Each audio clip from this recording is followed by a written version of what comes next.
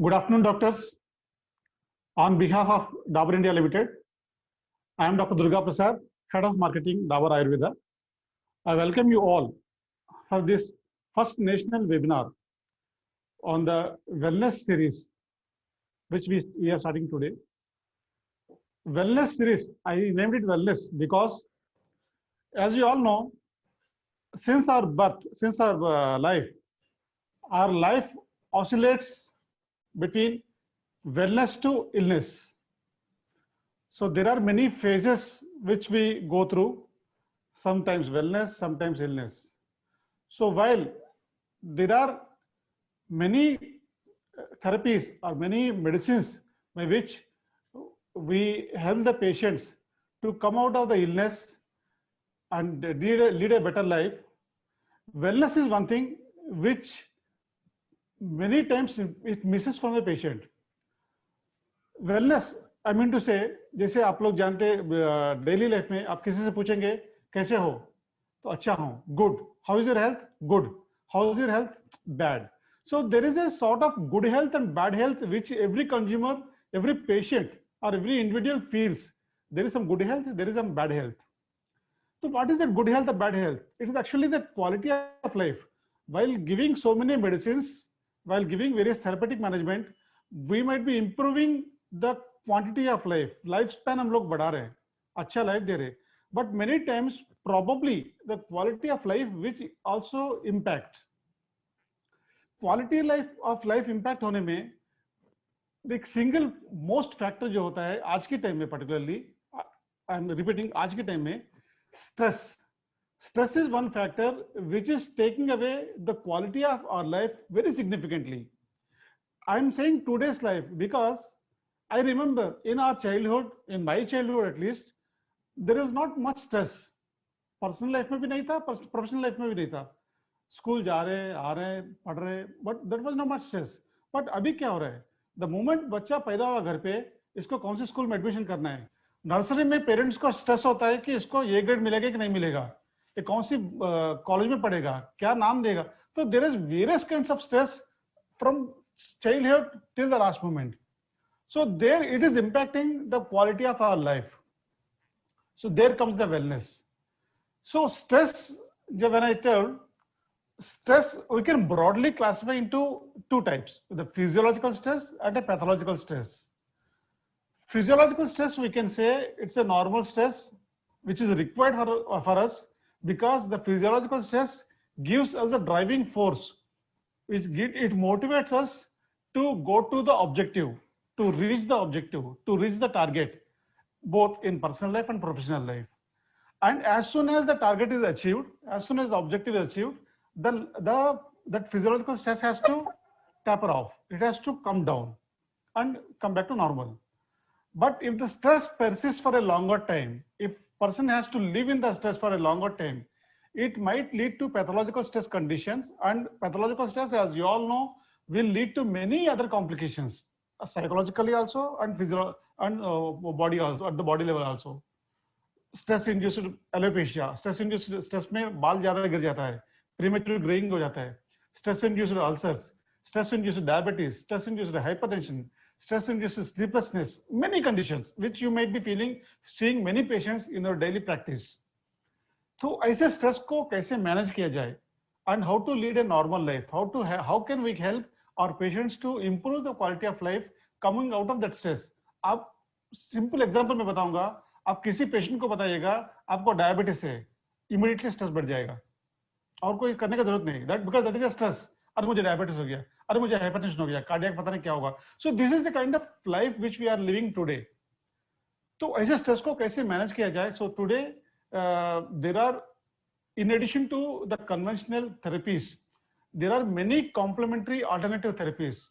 You might be knowing there are more than 100 complementary and alternative therapies available all across India, and many people are practicing, whether it is music therapy or sound therapy or Reiki or meditation, yoga, Ayurveda, Siddha, homeopathy, a number of, there are more than 100 types. So to integrate the systems and provide a better quality of the life to our patients is the objective of any good physician. I'm pleased, I'm honored to invite a most experienced doctor, Dr. Vijay Mohan Kohli, in our platform. To introduce Dr. Vijay Mohan Kohli, most of you already know him. To those who don't know him, Dr. Vijay Mohan Kohli is a alumni of KGMC Lucknow, did his graduation in 74, then general surgery MS in 74, then he did his MCH in thoracic surgery in 82, and so far he is an expert in adult cardiac surgery.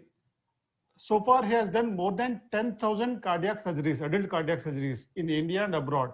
Sweden is the one part where he did extensively work, and he is a member in various forms, including Indian Medical Association, Association of Surgeons of India, European Association of Cardiovascular and Thoracic Surgeons. So many associations, he is already a member in that. He has many accolades also to his credit. His introduction will require complete 1 to 2 hour session, so I won't take so much time today. Just to name one key award, he has been awarded by Apollo Hospitals Chennai for successful completion of first 1,000 open heart surgeries in India. So, and he's having, for the last 36 years, he's practicing medicine, integrating medicine. He is an expert, apart from his surgical skills. He is also expert in yoga, siddha, naturopathy, spiritual therapy, meditation, Ayurveda, and he lot many science-based technology he is aware of, and he is practicing the medicines. To not taking much of his time, now I request Dr. Vijay Mohan Kohli ji to help us, to give his presentation, to help us how to tackle the daily, day-to-day life stress in our management. Thank you.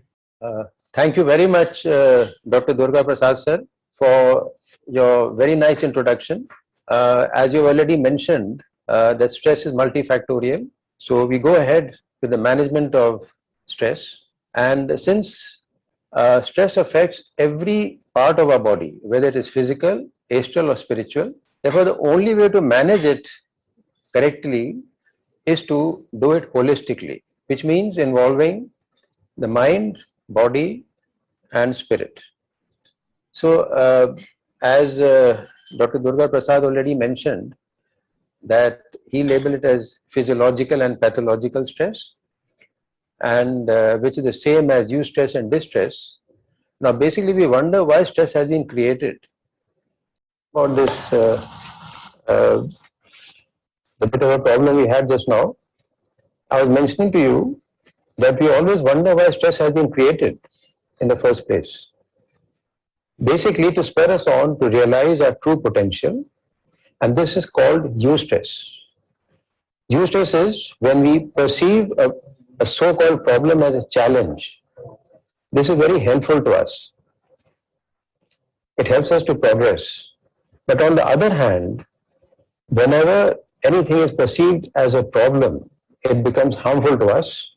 And this is what is known as distress, which Dr. Durga Prasad mentioned as physiological or pathological. Distress is pathological stress. To give you a very common example, all of us keep using a rubber band, and we know for the rubber band to be effective, it has got to be stretched to a particular point. Only then is it going to be helpful to us. But if you go beyond that point, it breaks. This is what happens. As long as we are in eustress, we are productive, we are effective. But if we exceed that, or this gets converted into distress, then it is harmful to us. To give you another example, the famous butterfly experiment, a scientist noticed that the butterfly was trying to come out of its hard casing from the chrysalis, at the stage of the chrysalis. What he did was that he broke the wall of the chrysalis, the hard casing of the chrysalis, to enable the butterfly to come out. Unfortunately, the butterfly came out all right, but it could not spread its wings to fly and died. The butterfly needed the stress of trying to break through the hard casing and to come out. Now, distress, I have to quote Dr. Rick Levy, a famous psychologist. Distress occurs when there is an unacceptable disparity between expectations and your actual experiences. He goes on to say, stress causes 50% of what kills us and 50% of what chronically disables us.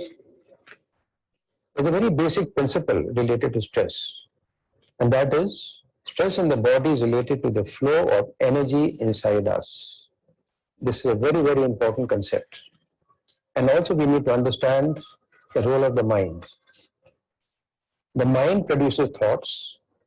Thoughts can be of any type. The thoughts can be stressful thoughts. They can be thoughts related to relaxation. There could be thoughts changing our mental state. Whichever type of thought it may be, always affects the flow of prana in the body, which is energy, of course. But if the thoughts are those of relaxation, then the flow of prana takes us towards well-being.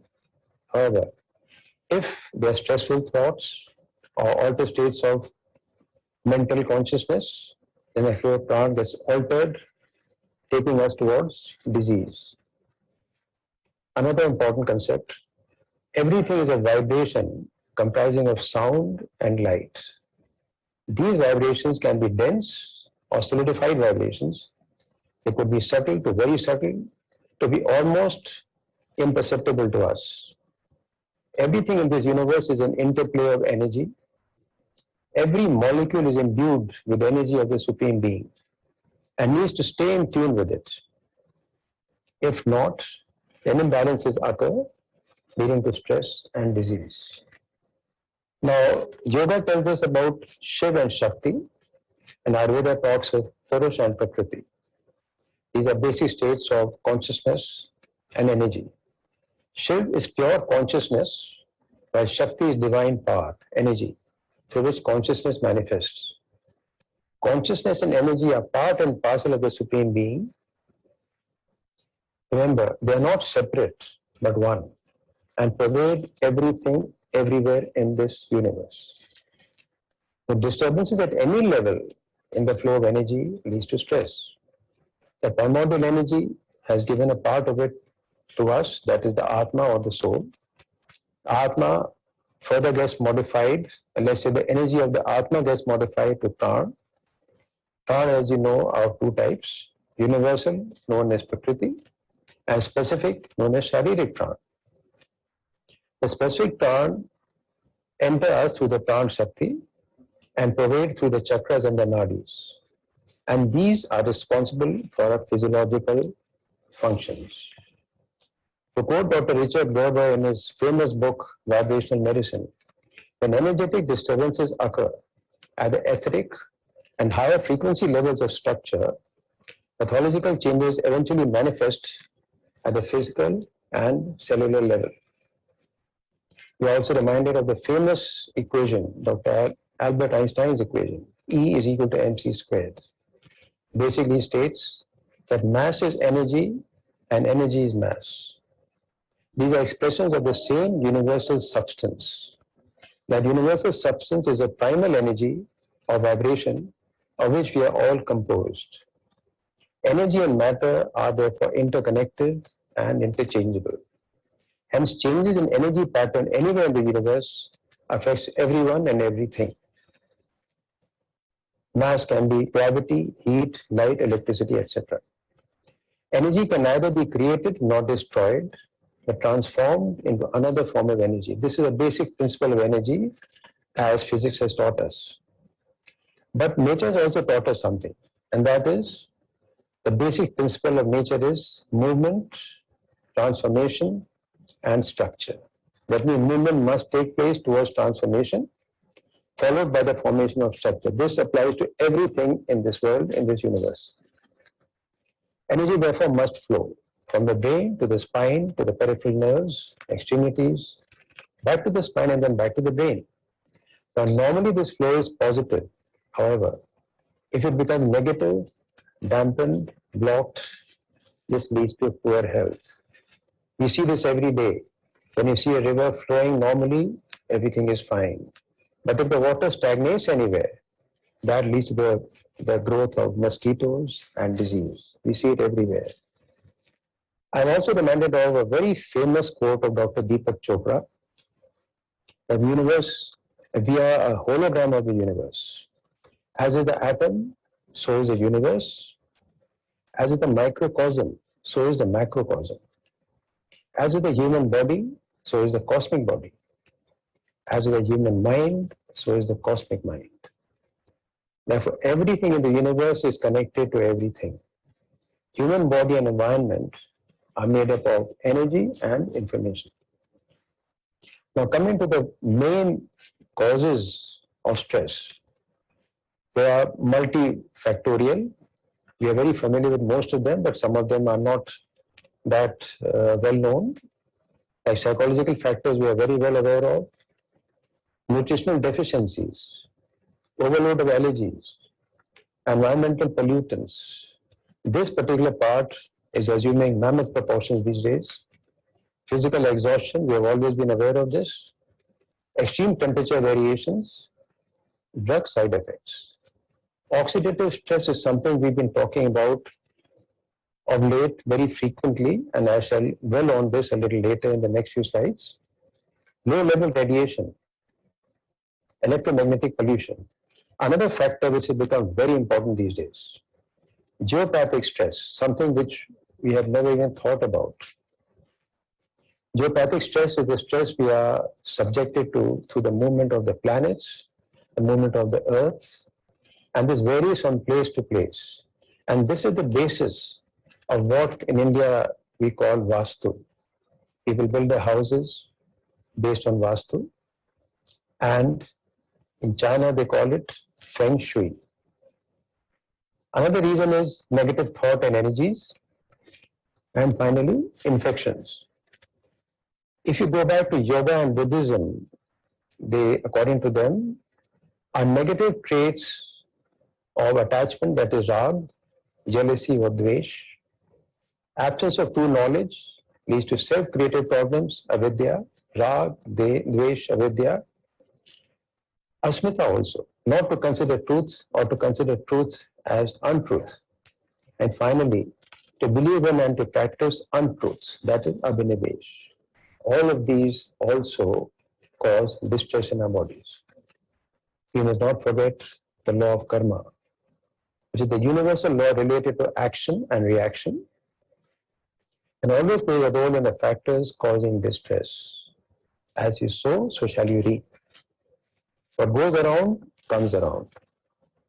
But the precipitating factors, like heavy responsibilities, difficult relationships, mishaps, traffic jams, loud noise, long queues, inadequate exercise, unfulfilled expectations, advanced age, chronic or acute pain, lack of sleep, phobias, pollution and geopathic stress, electromagnetic stress, as I mentioned before.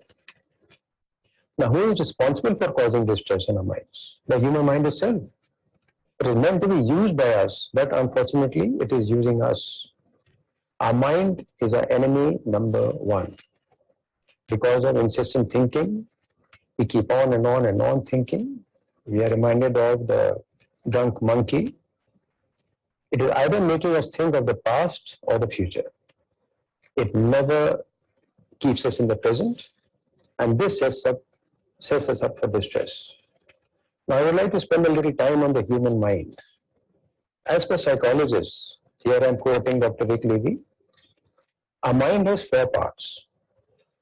The conscious mind, the subconscious mind, the individual superconscious mind, and the universal superconscious mind. Level 1 is the conscious mind, and stress occurs here because of disparity between our expectations and our actual experience. This is the ordinary self, like we are living a day in and day out. The second level is the subconscious mind, which is related to our hidden self. This responds to symbolic things.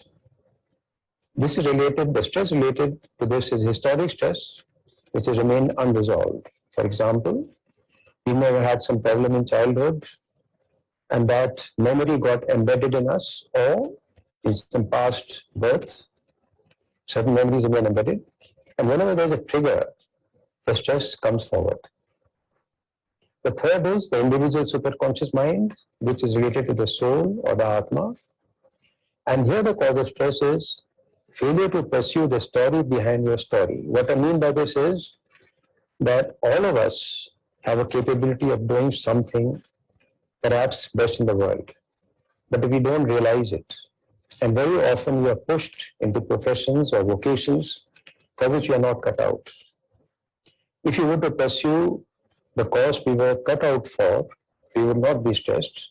But unfortunately, when we don't know it, we land up in stress.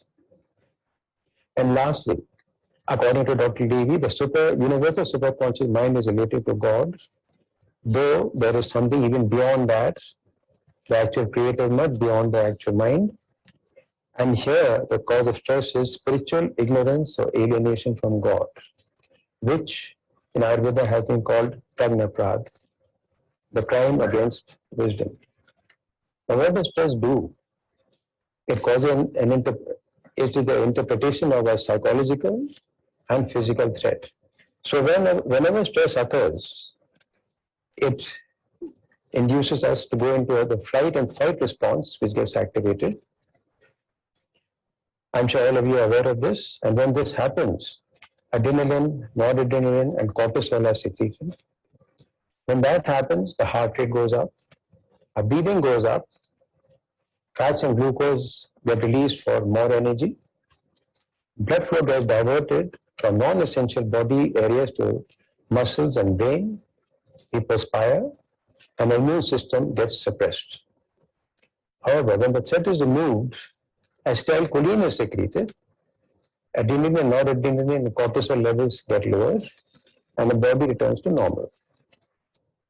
So the effect of distress are immediate effects like dry mouth, sweating, anxiety, palpitations, increase in blood pressure, enlarged pupils, sleeplessness. It also affects the thyroid, parathyroid, stomach, kidney, liver, pancreas, bone marrow, etc. So distress causes a host of diseases, which I'm sure everybody is familiar with: hypertension, obesity, psychosomatic problems, PCOD, coronary artery disease, diabetes, hypercholesterolemia, irritable bowel syndrome, and ulcers. So the pathogenesis of stress, what it basically does is, it brings about an energy flow obstruction, as I discussed a little earlier. When the energy flow is obstructed in the joints become stiff, leading to arthritis. If they affect the muscles become tense, leading to aches and pains. If other systems are affected, the systems start malfunctioning, leading to diseases. And when it affects the mind, it leads to psychiatric problems like anxiety and depression. I'd like to quote Dr. John Dilliard. He says, "There is strong evidence suggesting that psychological stress has a marked impact on gastrointestinal health and digestion. Stress is produced through the GI tract, where 95% of serotonin and other neurotransmitters are manufactured and stored, leaving only 5% of the body serotonin in the brain at any given time." We are all aware what serotonin does. Serotonin is very important for our moods and to keep us happy. Overstimulation of the intestinal epithelium or the skin. Now, in functional medicine, the GI tract has been sort of compared to the skin because it is exposed to the outside environment just like the skin is. This leads to stress signals reaching the brain, and then it becomes a vicious cycle. The brain gets affected, affects the GI tract. The GI tract further complicates it. So this gut-brain axis, as we are now aware, is clear from this slide that all our moods of happiness, unhappiness, etc., are all functioning through this gut-brain axis. Of course, we have many other axes, but this one is relevant here. So how does the gut affect the brain? Through the autonomic nervous system, through the vagus nerve, which is known as the wandering nerve or the nerve of emotion. The brain and the gut develop from the same embryonic tissue connected via the vagus. The immune system, 80% of our immune cells are in the gut. Microbial metabolites like 5-HT, serotonin, etc. And environmental influences like antibiotics, diet, pathogens, stress, and chemicals. I'd like to mention a little bit about the vagus nerve. As you are aware, it is the 10th cranial nerve. It enables all systems from the mouth to the lower end of the gut, the heart, lungs, stomach, intestines, liver, pancreas, spleen, and kidneys. Remember, this has a bidirectional traffic. It is related to emotions and affects what we now know as the microbiome of the gut. So since it is connected to the brain, the heart, and the gut, anything which affects the brain will have an effect on the digestive system and the heart. The vice versa is also true. Our feelings and emotions, therefore, have a very important role to play in keeping our gut, heart, and brain healthy. The vagus thus affects our mind and body, thereby also playing a role in maintaining homeostasis by balancing mind, body, and spirit. Now, we've always been taught that stress suppresses immunity, but the fact is that it does both. It both stimulates and suppresses immunity, as per Dr. Myers. Acute stress stimulates immunity through the thymus and T cells. Chronic stress suppresses the immune system by 40 to 70% and may eventually lead to autoimmunity. So stress can be a cause for autoimmunity as well. And if those who already have pre-existing autoimmune problems, then the stress makes it worse. So it can make autoimmune and inflammatory conditions worse also. Stress has a relationship with viral infections as well. Since stress depresses the immune system, viruses which had been lying dormant, I'm talking about chronic stress, they flare up during times of physical and psychological stress, like herpes, Epstein-Barr, and varicella zoster, causing chickenpox and shingles. We are aware of all that. Stress also has an effect on weight gain. Stress produces cortisol. It makes us gain weight and production of more fat, which further acts as an inflammatory agent. And this inflammation further leads to more chronic diseases. According to Dr. Amy Myers, if you are subjected to chronic stress, you are at risk of adrenal fatigue, a dysregulation of your endocrine system, in which your stress hormones levels are too high, too low, or both. You respond by feeling wired or exhausted. This she has mentioned in a book, The Autoimmune Solution. Now coming to another important factor, oxidative stress. What is this? Oxidative stress occurs when there is an imbalance of free radicals and antioxidants in the body. The body cells produce free radicals during normal metabolic processes, which also occur due to cigarette smoke, pesticides, ozone, along with antioxidants which neutralize them. The mitochondria in our body combine with oxygen and glucose to produce carbon dioxide, water, and ATP. Free radicals arise as a byproduct. Free radicals and ROSs, like reactive oxygen species, have one or more unpaired electrons. Antioxidants neutralize or remove free radicals by donating an electron. Examples are vitamin A, C, and D, as you are all aware.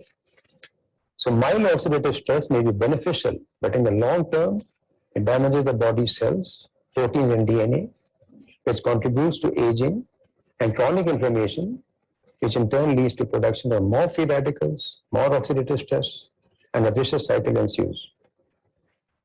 This may contribute to diabetes, cardiovascular disease, arthritis, neurodegenerative conditions like Alzheimer's and Parkinson's disease, strokes, cancers, asthma, chronic fatigue syndrome, etc. The list can go on. So the management of stress is basically to convert the negative energy of distress to the positive energy of eustress. I already mentioned about the role of energy. The principles of stress management are, you must remember that we are stressed and unwell due to energy imbalances in the body. The aim is to bring every molecule in conformity with the energy of the Supreme Being, to make it become one with it. This is the state of perfect balance, relaxation, stillness, Shanti, as we call in Sanskrit, Anand, or bliss in English, a state in which cosmic energy and the energy of every molecule flows seamlessly into each other without any obstruction. This is a state of perfect health. One of the best methods to do this is through yoga, which essentially means union with God. As you are aware, it has 8 petals, which include postures, breathing exercises, meditation, dhyan. I'm not talking about all the 8 petals. The aim of yoga is to bring about a state called Sthiram Sukham Asanam, where the physical body, the mental body, and the spiritual body are in balance. This is what yoga says, but there's something beyond this also. If you get connected to the Creator, the same thing becomes much more magnified. The principle of yoga are, since the mind affects the body and the relaxed body affects the mind. So yoga helps to achieve this admirably, and the mind is everywhere in the body. We are aware of that. Postures help in relaxing the mind as a consciousness spreads throughout the body and diffuses every cell, producing awareness. The brain becomes receptive, concentration becomes natural, and the mind calms down. We call yoga as Hatha. It is not Hat Yoga, it is Hatha. Ha stands for the sun and Tha stands for the moon. Therefore, yoga aligns energy flow in the body with the solar and lunar cycles of nature. Yoga is like the bow, postures are the arrows, and our soul is the target.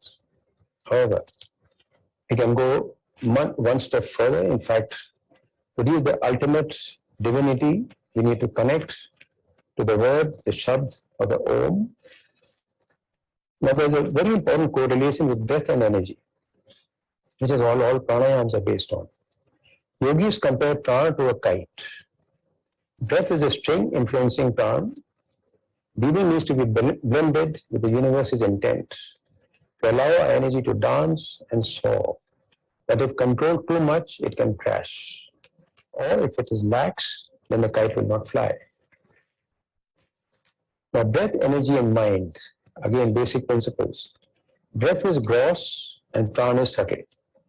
Our breath, prana, and the mind are interrelated. A slow and deep breath affects prana and calms the mind. A well-functioning vagus nerve leads to calmness and a restful state along with good digestion. Now, I think it is important to mention the biorhythms in the body because they're all related to flow of energy.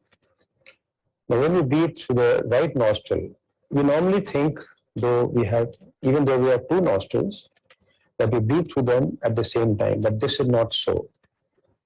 At a time, only one nostril functions, and after a gap of 2 to 2.5 hours, the other nostril takes over. So when the right nostril breathing is taking place, it affects the right brain. It is assertive, leads to logical thinking, is responsible for stomach contractions, increased salivation, it increases hunger, and reduces urine flow. It brings about increased motor strength because of its relationship with the sun and the Pingla Nadi. The left nostril, when it is active, brings about stimulation of the right brain. The thought it produces is intuitive. The stomach quietens down. There's minimal salivation, minimal hunger, maximum urine flow, minimum motor strength. And it is related to the moon. It is cooling and relaxing and related to the Ida Nadi. And when through meditation or deeper stages of pranayama, the two may function together when the Sushumna Nadi gets functional.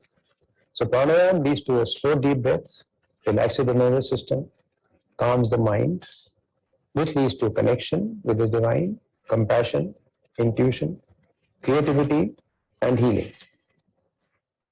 Again, I'm quoting Dr. Dick Levy. According to him, there have been EEG studies which have demonstrated that the silent repetition of Om causes brain waves to become very relaxed and smooth out while increasing mental clarity. I would like to mention that Om is the same as Amen or Amin. They mean the same thing, they mean the creative principle basically. Meditation reduces cortisol levels. Our attention gets diverted from the disease. It lifts the level of consciousness. One becomes calm, peaceful. Rising above body leads to awareness and clarity about the roots of the pain.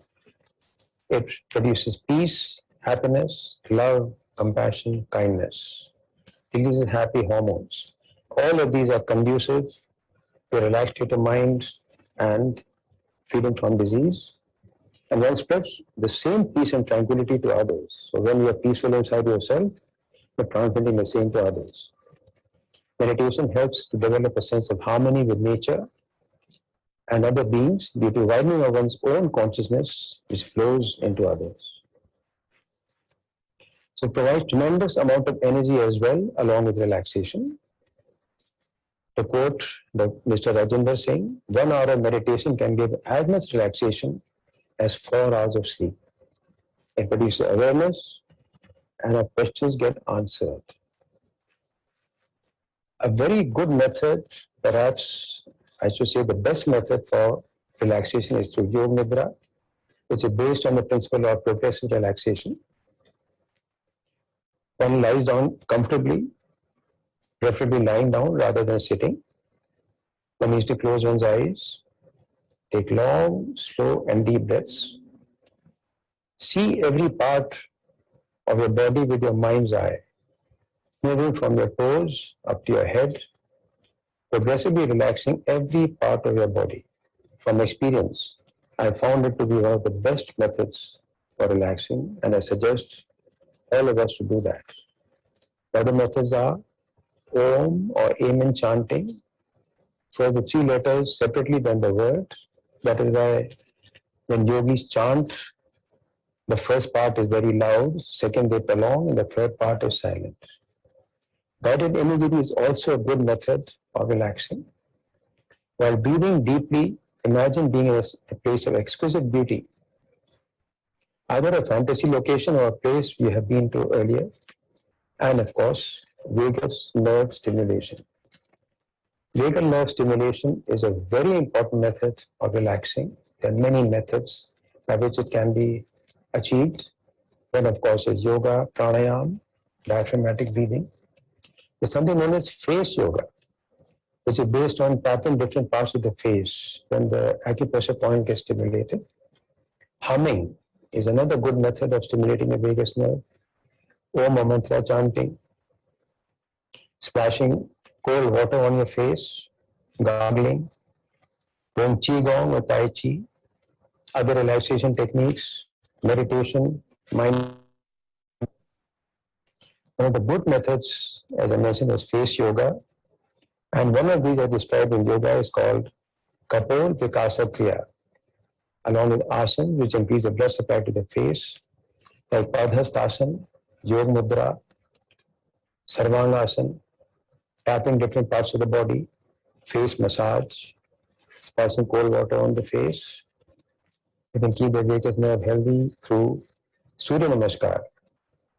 Surya Namaskar is specifically good, and specifically the Adho Svanasana, the part of Surya Namaskar, is the best. Keeping a vagus nerve healthy can also be achieved by doing Marjari Asana or the cat cow pose, Adho Svanasana, Sarvangasana, Qigong or Tai Chi affect our mind, body and spirit. These act on the meridians. The stress here is on visualization, meditation and breathing. It is of 2 types called Paida in Chinese, which are tapping sequences. They help release a lot of energy by acting on the acupressure points. I do this every day. The 6 sound comprising of postures and sounds. These, as I can vouch from experience, are very effective. Balancing energy, and based on this is the principle of energy healing. As you are aware, Reiki or hands-on healing, pranic healing, this can be done through transfer through hands. Whenever you rub your hands together, if you notice, a lot of energy is produced. You can form a ball with that and transfer this ball of energy to any part which is hurting. As you can see here, there's another method called meditative transfer, in which you go into a state of meditation, and through meditation, you transfer the energy to another person or to your own body even at long distances, through the Agya Chakra. There's a principle of energy healing, and that is that energy follows thought. So if you think of someone with a disease, or you think of those parts of your body which are diseased, you can channel that energy to that particular part along with improvement. I would like to mention this very important and this wonderful device called the OnDemand, which I have used personally and found it to be very effective. But this is based on a biofeedback device. Frequencies of sound as well as the accompanying weak pulse electromagnetic fields cause a response in the patient's autonomic nervous system. Temporary stimulation and patient's cognitive or non-cognitive response promote relaxation. Ayurvedic acupressure is also a very exciting thing which has been developed by the Acupressure Institute in Allahabad. This is based on the principle, as I mentioned earlier, on the holographic principle. The palm of the hand and the back of the hand represent the entire body. So stimulating any part of that or stimulating the diseased part can help in channelizing energy to that affected part. Then, of course, we are aware of Chinese acupressure. There are some more methods like Jacobson relaxation involves progressive tensing and relaxing of the major muscle groups by standing or sitting. Takes about just 2 minutes. 30 to 1 countdown is another thing which I use very commonly on my patients. Make the patient sit or lie back comfortably with eyes closed. Breathe deeply and count backwards from 30 to 1, focusing on the breaths. This can be used for visualization as well. What happens is that when we are slowly counting from 30 to 1 backwards, slowly but surely, your subconscious mind opens up. As you're aware, the subconscious mind normally remains closed and opens only 2 specific times in the day or night. One, when we are getting up in the morning, when we are neither asleep nor fully awake. That is a very brief period when the subconscious mind opens up. When that happens, it is amenable to suggestions. And then, since the subconscious mind is responsible for whatever happens to us or in this universe, it takes us to that part. Mindfulness, focusing on an object, and can be applied for anything in life. To give you an example, the apple is in front of you. When eating the apple, you can mindfully think where the apple has come from. You can think of the apple orchards, the way it has been transferred to you, the way it came into the house, when you're eating it, when you're munching it, what is happening in the mouth, what is happening to the digestive processes after that, etc. Walking and non-competitive swimming. It is important that non-competition is important for managing stress. The moment you start competing with anyone or anything or yourself, your stress level rises. You start producing cortisol. Shirodhara is a wonderful method for stress management. As you're all aware, it comprises of pouring warm herbal oil over the forehead. It rejuvenates the nervous system, releases pent-up emotions, and gives a feeling of happiness and peace. It affects the neural pathways connecting the hypothalamus, which is responsible for the regulation of mood, sleep, rhythm, behavior, temperature regulation, blood pressure, and autonomic balance. Now, coming to the role of food, this is very important. Now, foods alter the flow of energy in our bodies. Highly vibrational foods are beneficial, while foods which have a low vibration are harmful.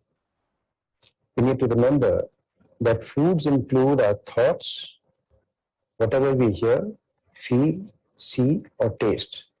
So all of these need to be digested, absorbed, assimilated, and properly metabolized. The foods we need to avoid are no chemical salt, avoid eating fried or fast or preserved food, saturated or trans fats, stale food, excess caffeine or coffee, chocolates, colas, excessive tea and alcohol, non-vegetarian food preferably. This, of course, a lot of people may question, but I feel the vegetarian food is better. The recommended diet, therefore, are green vegetables, which can be taken as smoothies or steamed, as salads, ginger, juices of gourd, cucumber, lime, amla, wheatgrass, onions, coconut water, etc., sprouts. Foods we need to be selected about, seeds and nuts. You need to stay well hydrated, eat mindfully and in peace. Nutraceuticals like vitamin D, B complex, vitamin C, omega-3s and other supplements.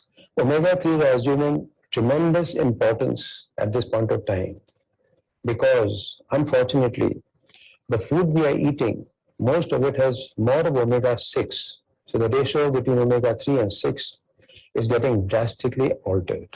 We need to have more of omega-3 and less of omega-6s. Finally, coming to the role of herbs, these also play a very important role. For the last couple of years, I've been prescribing ashwagandha or stress calm and Brahmi to a lot of my patients. And I think they should be considered as important for managing stress. Herbal teas like Serenity, Brain Active, etc. To finally conclude, my suggestion is we all need to live in the present moment. Stay here, quivering with each moment like a drop of mercury, to quote Rumi. Connect to that vast, immeasurable being within through meditation. It is love, bliss, and peace. Thank you very much for a patient hearing. Thank you very much, sir.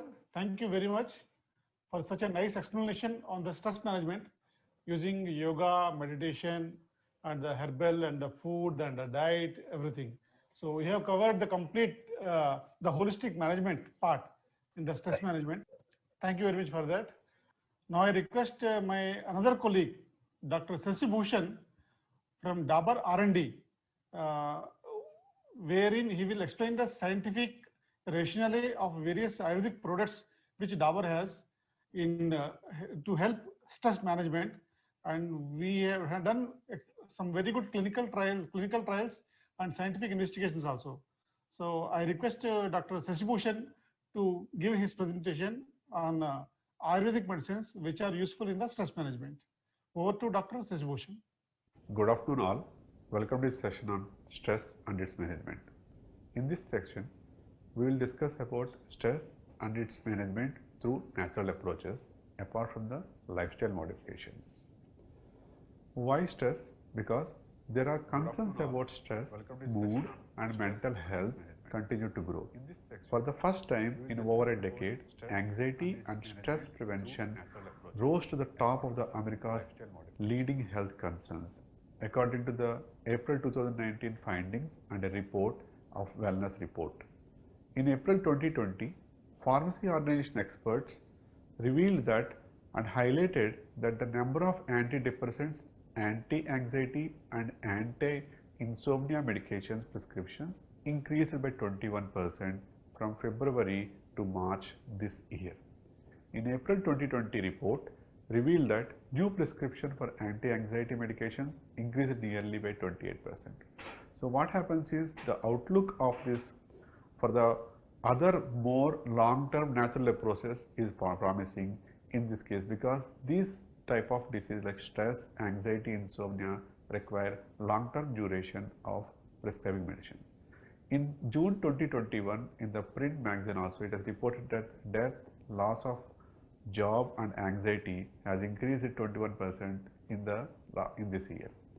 There are many approaches to deal with the stress, especially the natural medicines which are available, right, like herbs and everything.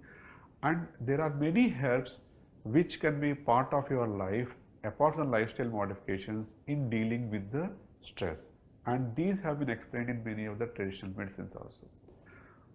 To say few, there are few herbs which have been extensively researched for this and extensively used in the traditional systems of medicine are ashwagandha, that is called Withania somnifera, or it is also called as Indian ginseng, and in English it is called as winter cherry. Also, another drug which is very promising is Brahmi, that is called as Bacopa monnieri, and another one is Tulsi, Asimum sanctum, and Mandukparni, Centella asiatica. It is not that we are having only these things for the natural approaches for the stress. There are many herbs have been explained in the many traditional medicines and everything. But to discuss few, we have taken this only 4 herbs. And apart from this, if you see the ashwagandha, you can see that ashwagandha, there are number of phytochemicals through which it acts on the stress. For example, there is vitaneferin A, vitaneferin A is there, and vitanoid D is there, and vitanoid A, vithanone is there, and vithasomain is also a phytochemical which has good effects on the stress. When we see the structure of the vitaneferin, the benzene ring, they have a very good action on the anxiolytic, anti-stress and antidepressant activity, as well as immunomodulatory analgesic effect also. And ashwagandha has been studied very extensively for many conditions apart from the stress and everything. And also it has been studied extensively, both scientifically and clinical study. It has been studied very extensively for adaptogenic activity, immunomodulatory activity, anti-stress activity, antioxidant activity, anxiolytic activity, antidepressant activity, nootropic activities, neurotic regeneration activity, and obsessive compulsive disorders. Apart from that, it has been used and extensively researched for many other diseases also. And ashwagandha, it contains potentially, as I explained you in the earlier slide also, that its active constituents are alkaloids and steroidal lactones that together are called as vithanolides. Particularly vitaneferin A and vithanolides are the main things which will have an effect on the stress and everything. So let's see how ashwagandha acts or it affects on the brain chemicals. GABA, that is GABA aminobutyric acid like activity.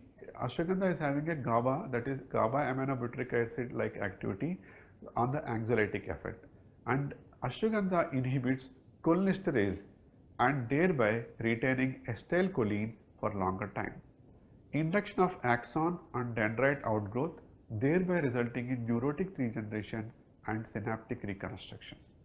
Ashwagandha root extract, why I am telling root, maximum times root is used, although leaves and berries are also having this content, but root contains maximum. That's the thing, in the traditional medicine root is used mainly for these conditions. So that's the thing I was mentioning about root extract. Reduces psychological and physiological markers of stress and improves mental well-being and reduces serum cortisol levels and food cravings and improves eating behaviors also. And also an anti-anxiety effect, it shows, ashwagandha shows an anti-anxiety effect similar to that of lorazepam, and also it shows an antidepressant effect comparable to imipramine. And another herb which I have mentioned is Brahmi. Bacopa monnieri is an important medicinal plant used in the traditional medicine to treat various nervous disorders, promoting memory and intellect. And it is also explained in many of the classical textbooks of Ayurveda as one of the best drugs for the intellectual, cognitive functions and learning disabilities. Many formulations are available in the commercially they are available in the drug called Brahmi, and Brahmi tablets are available, Brahmi Rasayana is available. There are many things are available in the market. The pharmacological properties of Bacopa monnieri were studied extensively and the activities were attributed to its alkaloid called as becosides. So if you see the becosides, becosides are a group of drugs. There are around 11 major groups are there in the becosides, and becoside is called as Bacopa saponins. These are called as Bacopa saponins. So becosides A3, becosides, becopacide 2, becopacide 1, becopacide X, Bacopa saponin C, becopacide N2, and there are other minor components are all called as becopasaponins E, F, N1, like that. Many are there which have a many actions. On this, on the Bacopa monnieri, many researches have been taken place.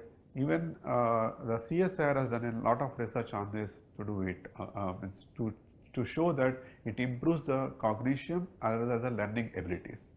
How it acts, if you see the role of becosides in the memory enhancing or cognitive function, is that it increases the memory and intellectual, it enhances the memory and intellectual properties, as well as it decreases the amyloid beta aggregation and toxicity, and also it decreases inflammation and reactive oxygen species. So this is how it acts. And if you see the research what has been conducted on the Brahmi, it is having the antidepressant activity, it is having the anxiolytic effect, and it is having the anti-stress activity. And if you see the antidepressant activity, Brahmi possesses potential antidepressant activity in rodents when it is tested on the rodents, and when given in a dose of 20 mg per kilo and also 40 mg per kilo orally for 5 days, the extras were found to have significant antidepressant activity in forced swim and learned helplessness models of depression. And when it comes to the anxiolytic effect, the higher dose of Bacopa monnieri produces significantly good anxiolytic effect compared to the lorazepam. However, if you see the Bacopa monnieri has a distinct advantage over the lorazepam, since it does not induce any amnesia and has a memory promoting action also. It is confirmed through the studies in animals as well as humans. For this, in the humans, the Brahmi aqueous extract of Bacopa monnieri has been given to the medical students in to observe their cognitive and learning abilities, and a significant effect was found in the cognitive as well as the learning abilities in those students.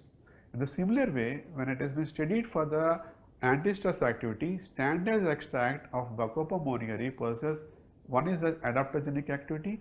Pre-treatment with the low dose of Bacopa monnieri extract significantly reversed the changes in ulcer index and plasma AST only, whereas pre-treatment with higher dose significantly reversed the changes in ulcer index, adrenal gland weight, CK, and also AST.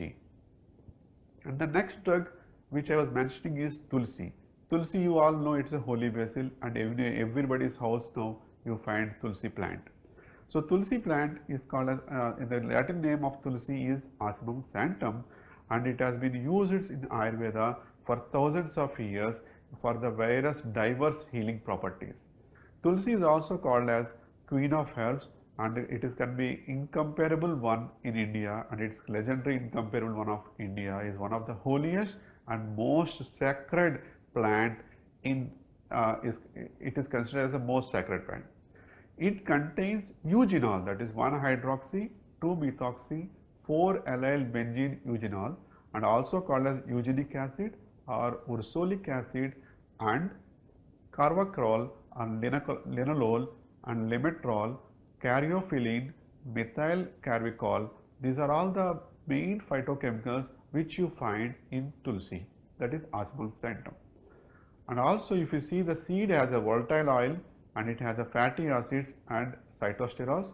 In addition to this, seed mucilage contains some levels of sugars and anthocyanins are present in the green leaves.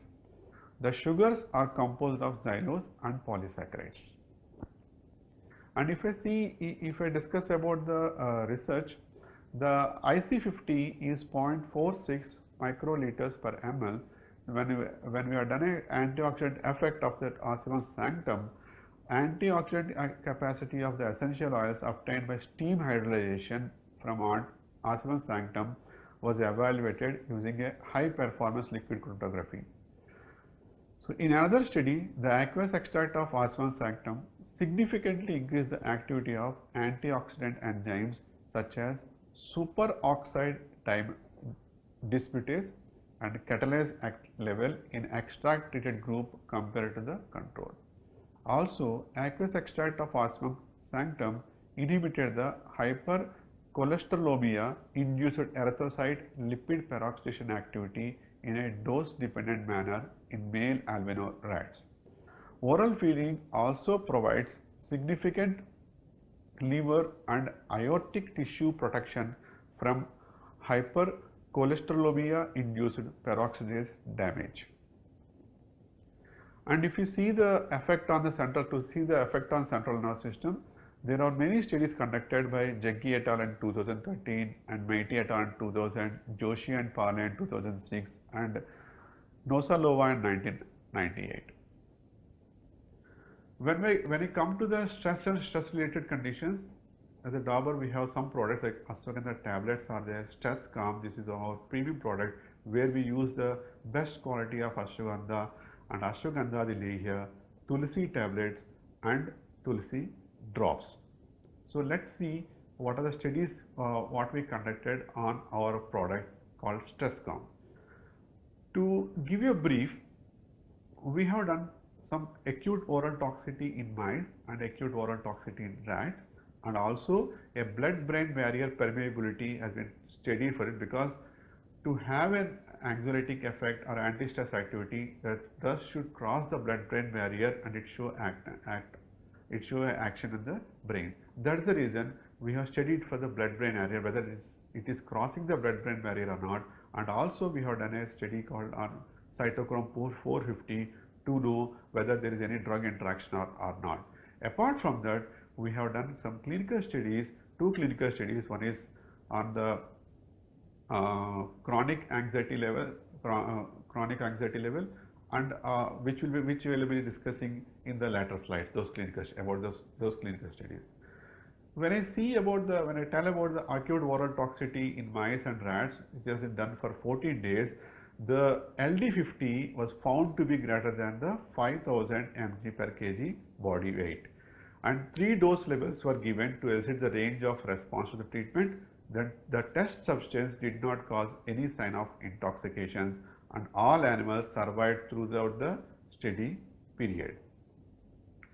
And when I am talking about the blood-brain barrier activity, the evaluation of Stress Calm capsules was done in vitro to know the blood-brain barrier permeability, especially the vitanoids which are present in the Stress Calm, by using parallel artificial membrane permeability assay, wherein on the results it concluded that Stress Calm capsule has higher potential to cross the blood-brain barrier.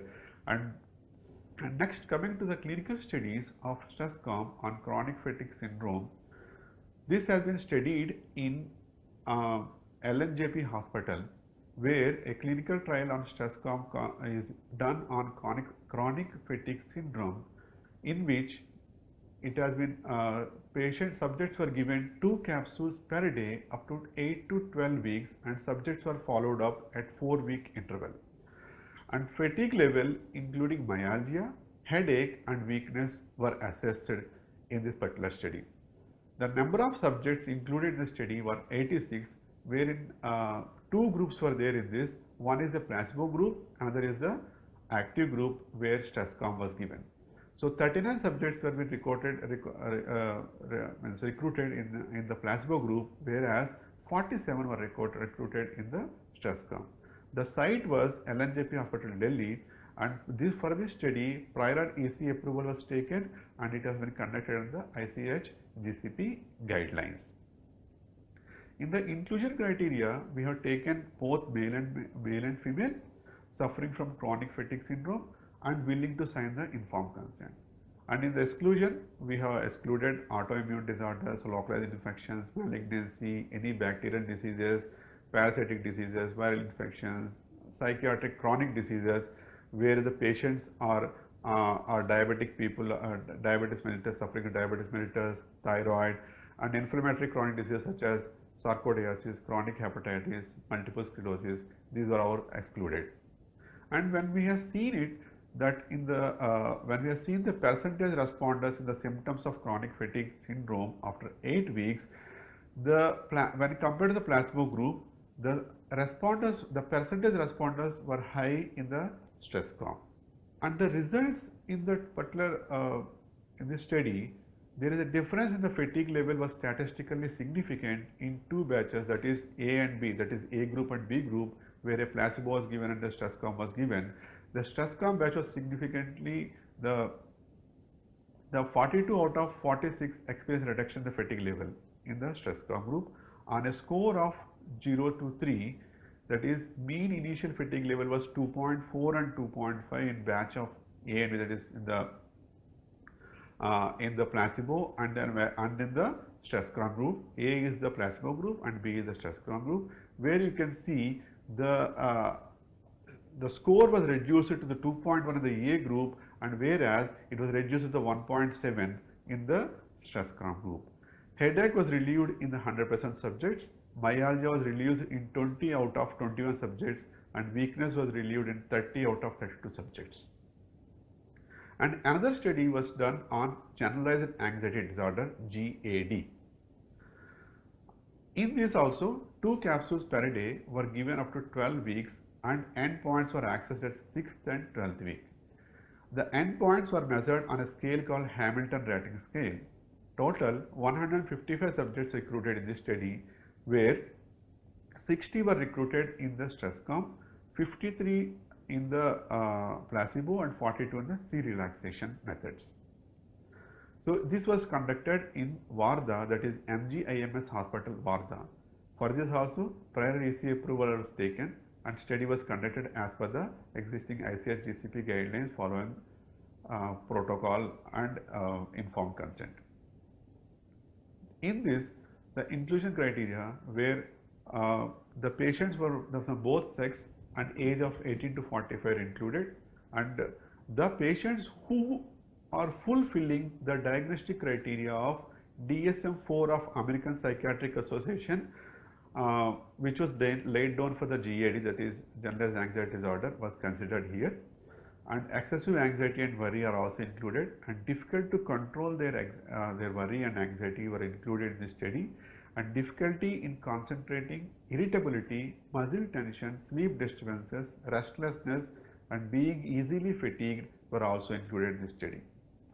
And in the exclusion, pregnant and lactating mothers were excluded, and patients suffering from any associated physical illness were also excluded, and severe drug allergies and who are allergic to the certain compound which is used in the study were also excluded, and with significant ECG abnormalities.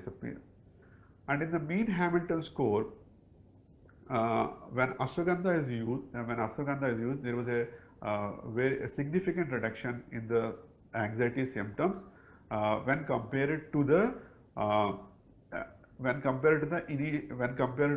placebo group, and also when compared from the initial to the 6th week and as well as the 12th week. And the study, the results of the study states that Stresscom and relaxation exercise was effective as compared to the placebo in the treatment of generalized anxiety disorder. Among Stresscom and relaxation exercise groups, Stresscom was more effective and acceptable to the patient because Stresscom treated patients showed gradual improvement in symptoms, while exercise group showed worsening of some symptoms as compared to the baseline. And based on these preclinical safety studies and the clinical studies and the blood-brain barrier, we can say that Stresscom was found to be safe and it could be used in the chronic fatigue disorders and generalized anxiety disorders. The main ingredient of Stresscom is ashwagandha, and Stresscom is the most prescribed and preferred brand by doctors due to its unique lipid-based technology. Thank you, Dr. Sasibhushan. Made a very good presentation and explained very well about the scientific findings, what we have done in stress and stress-related problems, whether it is a chronic fatigue syndrome or the generalized anxiety syndrome disease. So how the Ayurvedic products are helpful in managing these cases. Now, I'll take few questions. Yeah, it was an excellent session, sir. What you made from the yoga part, meditation, and diet, foods, and some products, etc. So, in fact, many queries are related to the meditation and yoga part. I think I'll put the questions to you because you are the right person to answer for this. So first, to start with, sir, one participant had asked a question: how can we help individuals whose mental health has been harmed by COVID-19? Off, still off. Can you hear me? Yes, sir. Yeah. Okay. Now, COVID-19, we are seeing this very commonly these days. In fact, the most important problem patients are facing is tremendous fear. And this is all because of the uncertainties and all that.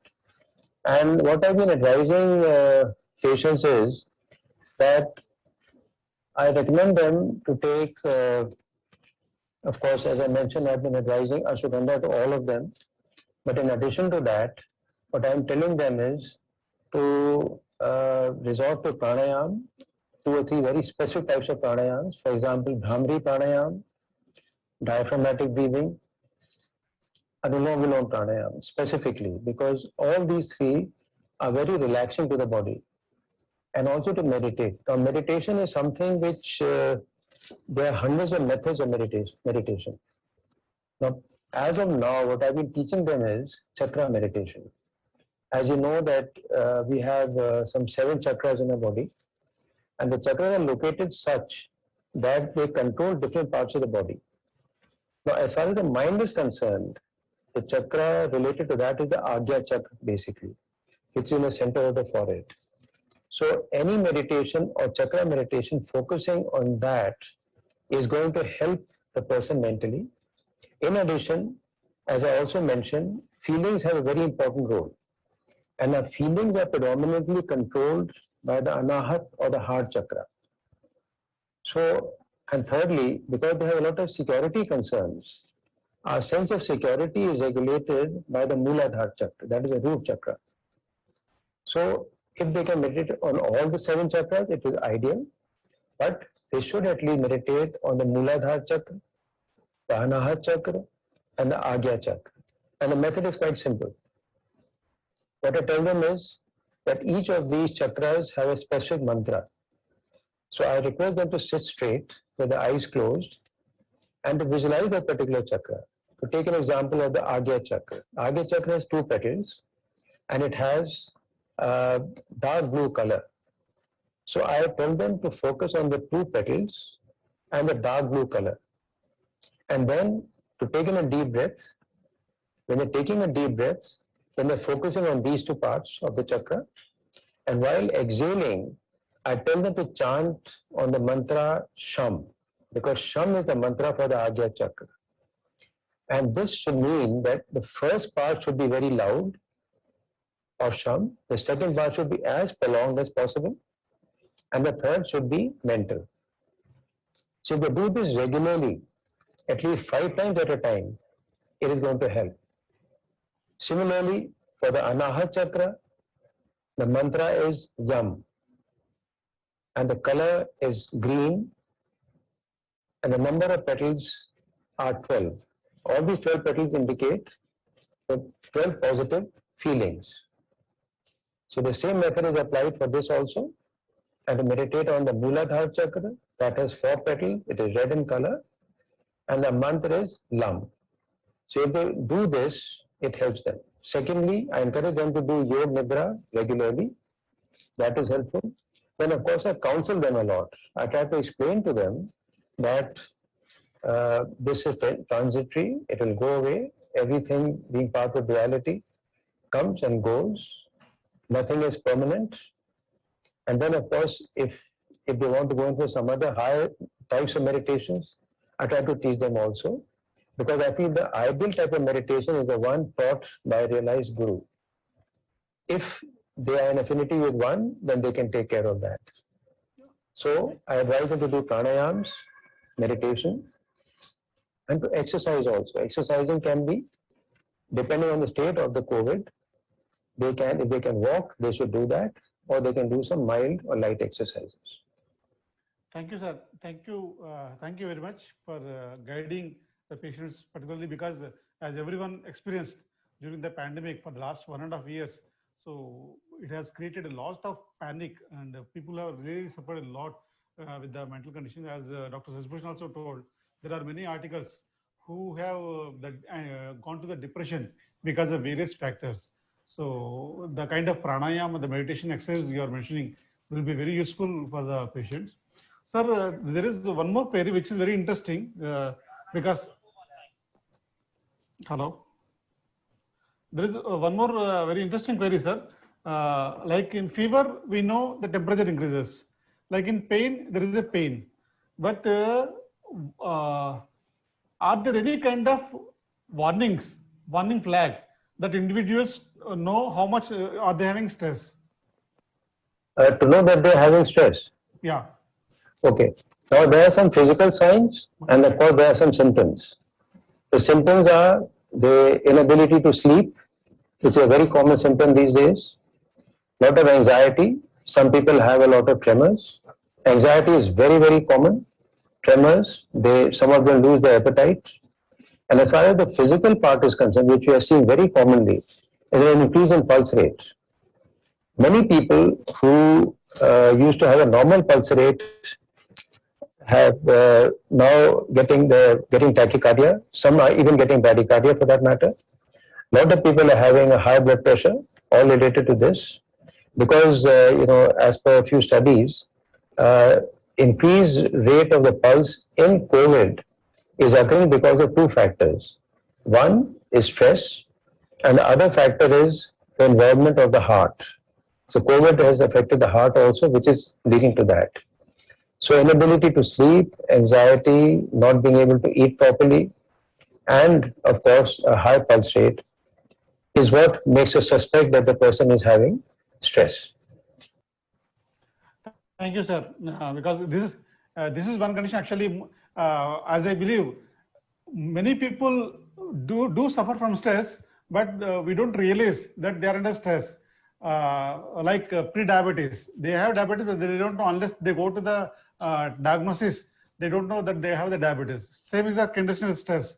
Many people don't know whether they have what kind of stress they are feeling and what are the indications. Sir, there is one more query. There is a growing concern regarding the increase in stress levels in people during COVID. Can we manage this spiritually or through meditation? My answer is very simple. Because if we go back to the beginning of my presentation, I mentioned that stress is multifactorial, but it affects the energy levels. The highest level of energy is that of the Supreme Being, whatever name you want to give it. So the closer you get to the Supreme Being, the lesser your stress levels are going to be. So definitely meditation is, I think, one of the best methods of managing the stress. Because those who have been meditating for long, they have either not been suffering from stress or very minimal stress. Because for the simple reason that they understand that this stress, what is happening in the world at this point of time, is something which is not permanent. Nothing is permanent in this world. It has to go. So they know how to bear with it. And they understand that they have to bear with whatever the Supreme Being is offering them. Since they understand that, the stress does not affect them very much. I would say meditation is one of the best methods, and we definitely can manage it spiritually. Whatever type of meditation you do, you will get some level of relaxation. You can do a simple Soham meditation. You can just focus on the breath and see what happens. You get relaxed because of that. So any method which relaxes you is definitely going to help you. And I think that is very important at this point of time.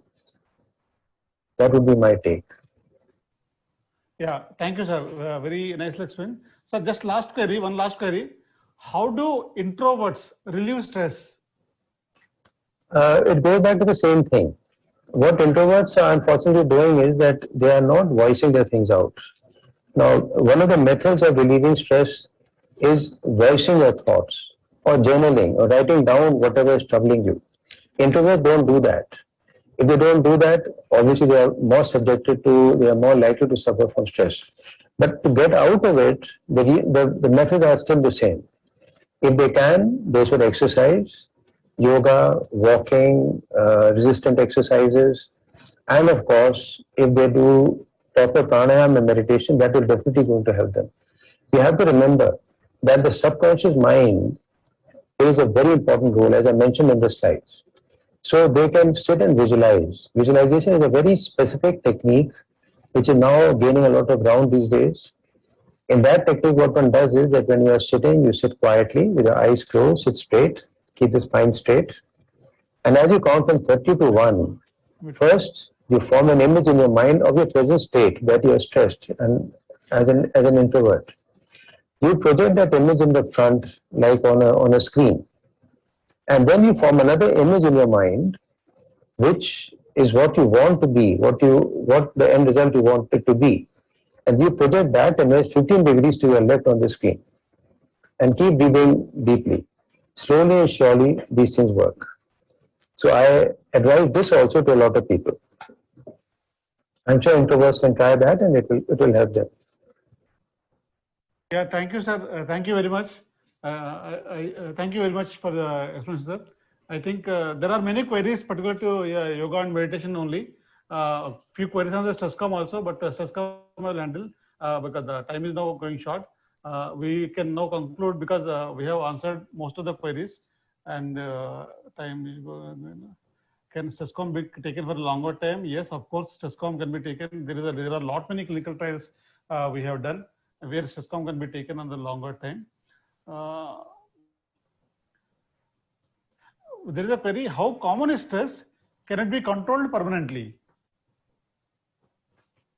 Okay. Now, stress, I think all of us suffer from that. And as long as I mentioned that we need to convert distress into eustress.